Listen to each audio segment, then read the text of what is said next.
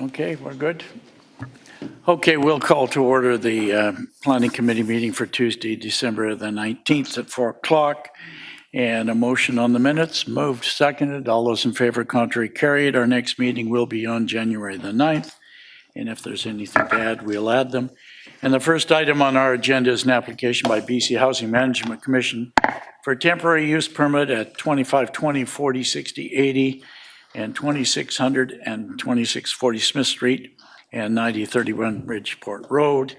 And the recommendation is to 40 units, and it'd be considered for a 3-year period, and we go to public hearing on this one on January 22nd. And we got Alex and Wayne. And Alex, you're going to start off with a little preamble. You're on. Yes. Thank you, Mr. Chair. I have a few things to share about the application. Just testing my mic here. I don't see any feed from the council chambers yet. Hello. Michael Wolf is, by the way, on the line too. Oh. Okay. Got it done?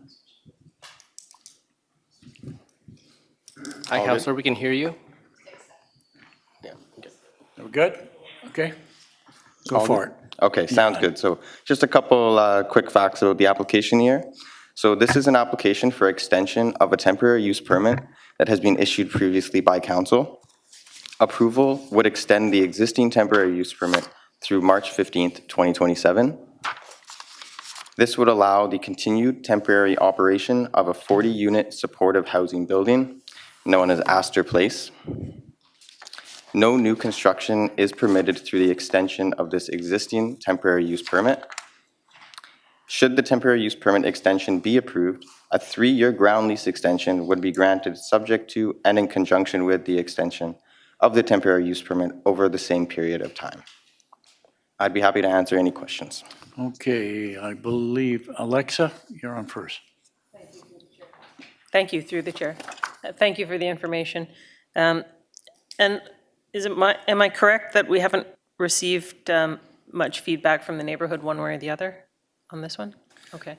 And so while we're approving it to 2024, if it continues to be a good neighbor, realistically, with the way the foundations work and other things work, it would be able to continue to be this for some period of time if it works in the neighborhood. Through the chair to Councillor Liu, in terms of building construction, yes, this building would withstand more than a 3-year period. In terms of the temporary use permit, council is able to consider as many temporary use permits as they desire on the site. The only limitation is maximum 3-year term per permit. Per temporary. So we couldn't, at this one, say, no, we prefer to go to 5. We're bound by the 3-year extension? Through the chair, that is correct. The Local Government Act restricts you to a maximum of 3 years. Okay, thank you. Okay, Carol? Today? Is the operator here? Do we? No, okay, staff will have to answer the question. Okay, I'll just ask the questions then.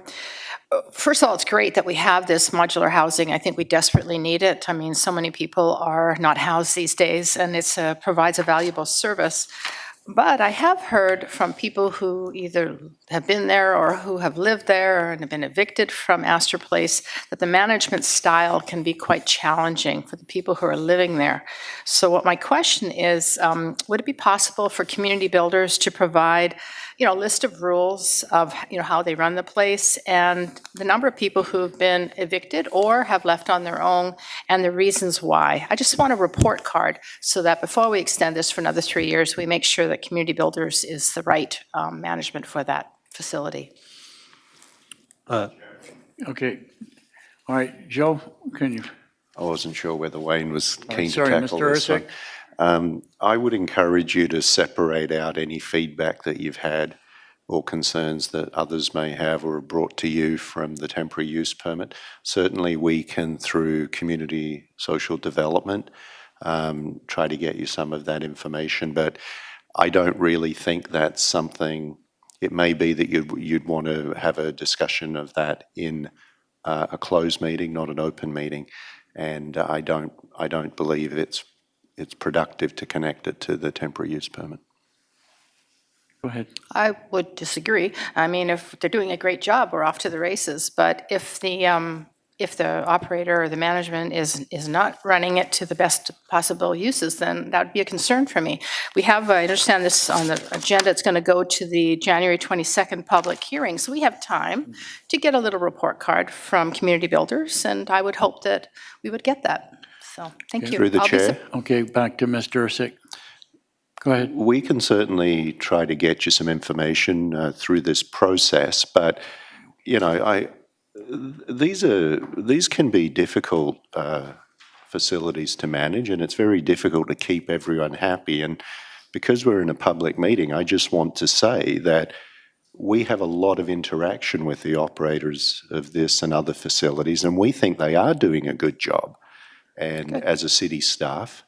And certainly people can have their concerns, but we feel that the facility is being run well, and we'll attempt to address concerns that have been brought to you. Perfect. Just a little, like, we did this with the other modular housing, Alderbridge, where we found out how many people had moved on to their own place, and how many people were successful, and how many people, you know, just didn't work out. And I think that's our due diligence to make sure that it's a good report card. Thank you. Jacques? Yes, I have to say that I share Councillor Dick's concern, and I would like to receive more information since its operation has started. I mean, except for the opening of the site, I haven't received any information about how they are doing and what kind of problems that they may encounter. So I understand this is a separate issue, but you know, personally, I would like to have more information about the operation. But I have a question. I mean, I need a clarification. So this extension is only for 3 years, and it can still be extended for one more time? Through the chair to Councillor Al, yes. There's only ability to extend a permit once. If at the end of this 3-year term, there was a desire to continue, they would simply apply for a new permit. So much like the night market has operated under temporary use permits for well over a decade, the same is possible here. So I want to make sure that there's a plan in place to, I mean, move the people to a more permanent site in the future. So that's still the concept, right? Through the chair, yes, there is other initiatives underway which are intended to provide permanent supportive housing in the city. Okay, good, thank you. Okay. Michael, anything from you? Okay. No, thanks. Okay. All right. Kim, where are you? Okay, Kim Somerville's on the side. All right, Kim, go ahead. Thank you, Chair. With regards to any extensions for the supportive housing, there would need to be negotiations with BC Housing, because the funding for operations for this supportive housing comes from BC Housing. So we can definitely have those conversations. The intention is also that the temporary supportive housing would then feed into the permanent supportive housing. So those tenants would transition into the permanent supportive housing building once we have that developed. Okay. Everybody okay on that? Okay, I'd move the recommendation. Seconded. Any further discussion on the recommendation? All those in favor? Contrary? Carried. Thank you very much, staff. Appreciate it. Okay, so that will go to January 22nd. And the next one is an application by Caldeep Kalau for rezoning at 10200 Cathcart Road from a single detached RS1E to a single detached RS2B zone, and it's to be given first reading. And we've got Laurel and Wayne. Okay, Laurel, you're on. Thank you. I have nothing further to add to the report, but I'd like to highlight a few points. The applicant proposes to rezone the subject property in order to permit the property to be subdivided into 3 single-family lots with vehicle access from Cathcart Road. There is an existing single-family dwelling on the subject property that does not contain a secondary suite, and it is currently tenanted. An approximately 6-meter road dedication is required along the northwest frontage of the subject site prior to final adoption of the rezoning bylaw. The applicant proposes a minimum 1-bedroom, minimum 33 square meters, or 355 square feet secondary suite on Lot A, and a minimum 1-bedroom, 37 0.4 square meters or 403 square feet secondary suite on lots B and C. There is one bylaw size tree in the subject site, which is in poor condition and recommended for removal. The applicant proposes to plant 2 new trees on each lot for a total of 6 trees. I'm available to answer any questions. Okay, Carol? Thank you. Thank you very much. What is the plan for the existing tenants? Is the developer helping them to find a new rental? Yes, so through the chair to Councillor Day, the applicant does have other properties. If the timing works out such that the applicant's other properties are available at the same time at which this property is required to be vacated, they will make that available. As well, the applicant has indicated they can provide a moving truck to the existing tenants. Well, every little bit helps, doesn't it? My second question is, 1-bedroom suites are nice, but 2-bedroom are even better. Is there any room on these particular lots to build 2 2-bedroom suites in each one, or one in each house? Through the chair to Councillor Day, we continue to work with the applicant on refining the building design, and we'll continue to encourage the applicant to provide larger suites as they're still developing their home designs with their architect. So square footage-wise, is it a possibility? Through the chair to Councillor Day, what I would say is we've secured a minimum. We will continue to work with the applicant to see if more can be provided, but this is the minimum that they will be permitted. All right, well, let's do our best. Thank you very much. Okay, all right, anybody else? Michael, anything from you? No, thanks. Okay, all right, seeing no other discussion, I move the recommendation. Seconded. All those in favor? Contrary carried. Very good, thank you, staff. Anything else from managers' report? Yes, Mr. Chair, just one item for update. The city did recently receive a rezoning application for a 100% market rental building at 9,000 Number 3 Road. This is the southeast corner of Number 3 Road and Francis.